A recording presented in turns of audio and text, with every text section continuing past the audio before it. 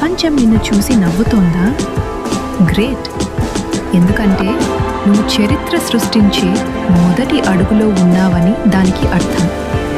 నిజానికి నీ శత్రువు బయట లేడు, నీ లోపలే ఉన్నాడు.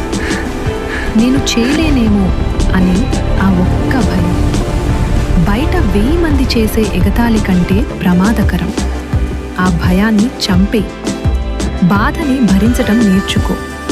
ఎందుకంటే కంఫర్ట్ జోన్ నిన్ను సోమర్ని చేస్తుంది, కానీ కష్టం నిన్ను ఒక ఆయుధంలా మలుస్తుంది. ప్రతి ఓటమిని ఒక లెసన్లా వాడుకో. ఈసారి నువ్వు పడటానికి కాదు, పరుగు మొదలుపెట్టడానికి సిద్ధమవ్వు. గుర్తుపెట్టుకో, నీ అసలు కథ ఇప్పుడే మొదలైంది.